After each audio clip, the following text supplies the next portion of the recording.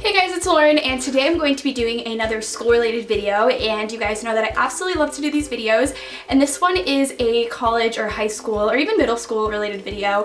It's pretty much for like anyone who's in school, but it's my staying organized and study tips and things like that. I get requested this video all the time from you guys, just asking for different study tips, how I stay organized. I'm a huge person when it comes to organizing. I absolutely love it, and it's just one of my favorite things to do, which is really weird. So I like to keep all my schoolwork really organized, and over the years I have come up with some kind of good organization and study tips that I really like to use. So I wrote 5 here with a little bonus one at the end, and I'm going to share them with you guys, and I really hope you guys enjoy. So hack or tip number 1 is to find your study space / know what you like, the atmosphere that you like to study in. This is really crucial and very, very important because I remember I would always try to study a lot, especially in middle school when I was still learning how to study, and I could never find a perfect place to study. And for me personally, I love quiet, like honestly just like silence when I'm studying.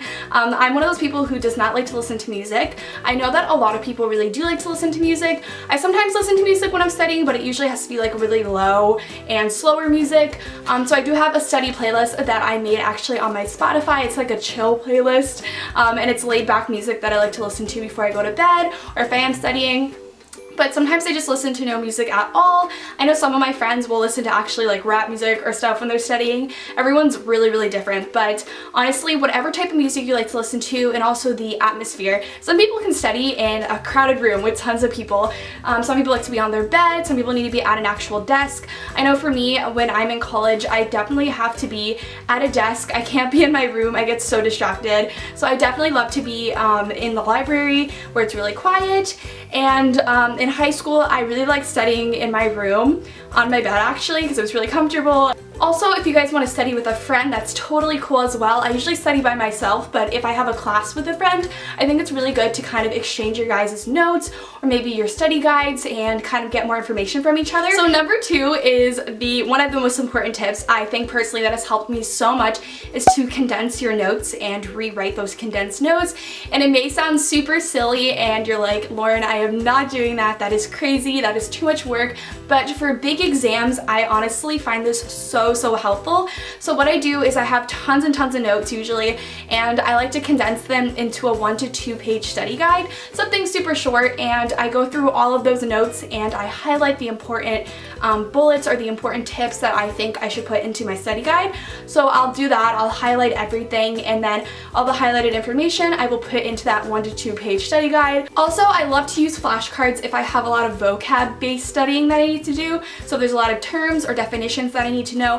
I love using my flashcards. I think they're really helpful. Number 3 is using websites. So I love this. My 3 to-go websites are actually, I love YouTube. It's my favorite. And then EasyBib and Quizlet are really helpful as well. So obviously for EasyBib, that's really good for papers or citations.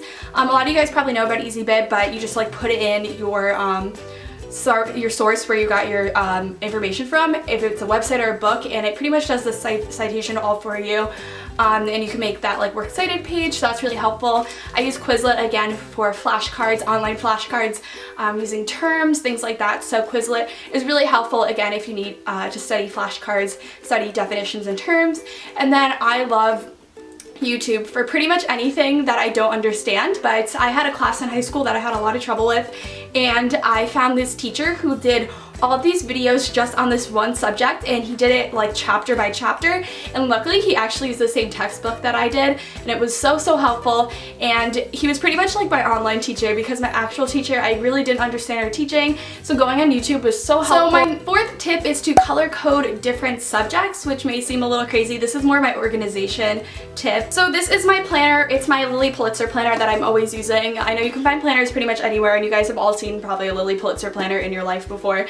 But I am really just obsessed with highlighting things, color coding things. So like as you guys can see here, it's just pretty color coded. I put tons of different information throughout my planner. If you guys want a whole entire video about my planner organization, let me know because I can do that. But I like to do that especially with schoolwork. I like to put a lot of different, all my notes in kind of different colors because I find it to be more fun and more interesting. Number 5 is one that you probably hear a lot, but it's definitely good to take little 10-minute breaks in between your studying, especially if it's for big exams.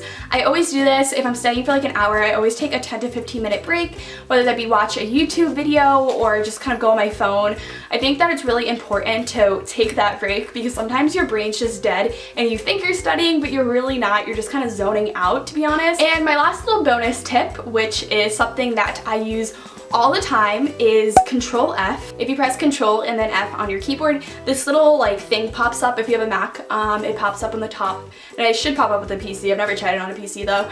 On the top, and it just says like, it just has like a little like word box that you can type in, and you can type in your word and then press enter, and then it'll show the word where it's like listed or where it is on the page. I'll like highlight it all throughout the page. So if you're looking for like a certain like fact, or you're looking for like a certain event in history, or just like a certain definition and the page is so long, you can type in like a word. Like let's say you're looking for like World War II or something, and there's this huge long document and you don't want to read it all. You can type in World War II, press enter, and then it'll pop up and highlight wherever World War II was said in the whole entire document. And I love this especially for when I'm doing like papers or like research papers or things like that, if I need to find my information within those long documents. So anyways guys, I really hope you enjoyed this video. Thank you so much for watching, and if you guys have any other video requests, or if you guys have any other like tips or organization or studying tips, definitely leave those down below for everyone, because I love to share them and figure out like different organization and study tips. I always like to learn new ones. And also any video requests that you guys have. I know it's still winter.